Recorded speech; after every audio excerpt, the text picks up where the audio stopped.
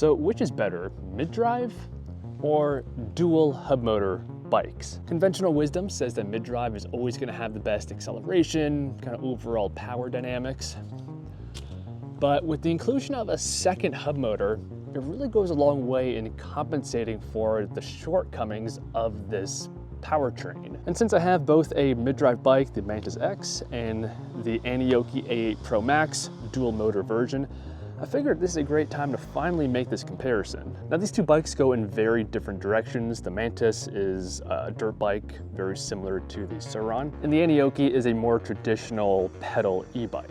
The voltage is different. This is 72, that's 52, but the overall price here is almost exactly the same. Both cost around $3,000. And the Anioki in particular justifies this price tag by trying to have a comparable amount of power as a mid-drive bike by including that second motor. The overall combined wattage of the Anioki is 3,500 watts, not too dissimilar from at least the nominal wattage of this bike, which is only 3,000. With a peak of 6,500. So it's not exactly an overall fair, even comparison, but I wanna, in this video, mostly isolate the drivetrain and talk about the pros and cons of each decision here. All right, this is the acceleration test beginning on the Mantis. We have a roughly 70% charge on both bikes. Let's do this.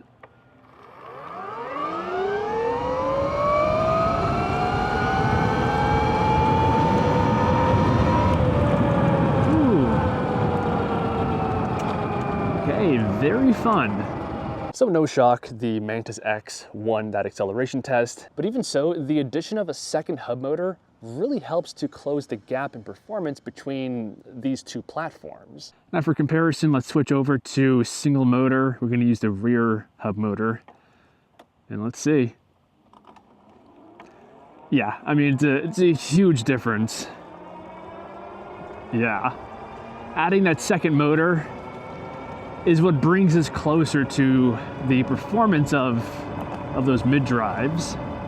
Now, one of the key advantages of a hub motor is the lack of a transmission. Whenever you have the motor not in the wheel, you have to have some kind of method to transmit the power from the motor to the wheel. On the Mantis, we have a chain that completes that function. But with hub motors, because the wheel and the motor, it's one piece, there's no need to transmit the power anywhere, and that reduces maintenance and eliminates moving parts that could fail. I mean, really the only maintenance you have to do with hub motors is to make sure that the bolt remains tight. Chains like this require quite a bit of maintenance. I did just clean this chain and I re-lubed it, but you can see it's still kind of dirty. It's not gonna live forever. I will have to replace this. You also have to constantly adjust the tension of the chain because it does stretch out over time. So that means loosening the bolt, sliding it back, and repeating that essentially like every month. And not to mention the chain can fall off the sprocket, it can snap, and if that happens, the bike is completely dead. And that just doesn't happen with hub motors. So that drivetrain is a lot more resilient and lower maintenance. But there is one advantage of having a drivetrain, and that's the manipulation it allows for the gear ratio. So most mid-drives do have an internal gear reduction, including this one, but the chain, it offers a secondary option to adjust the gearing. Another thing people don't mention too much is the fact that these geared hub motors are physically small. They're not very large motors. So we can see here that this thing is like the size of my hand, maybe a little bit smaller. And the mid-drive motor here is substantially bigger, and it also weighs a lot more. So that means the magnets are just more robust, bigger, and more powerful. But again, by adding two small motors, it almost equals roughly a similar power level to having one bigger motor. Let's do this.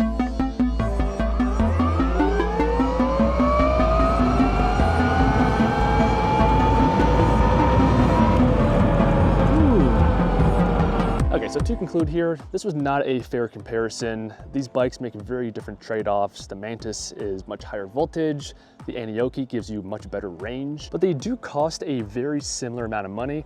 And in terms of their drivetrains, they go in two very different directions. Mantis being mid-drive, the Anioki being hub drive, but the addition of that second hub motor, making this all-wheel drive, really does help to close the gap in performance between these two drivetrains. I think overall, even though mid-drives it's more maintenance. The chain falling off ruins my day every single time it happens. It's still my favorite due to the amount of torque, the weight distribution. But if you're gonna go with a hub motor bike, I think at this point in 2024, going into 2025, dual hub motors is significantly better than a single hub motor bike. And even though these motors are smaller than mid-drives, because you have two of them, they end up having a similar amount of power.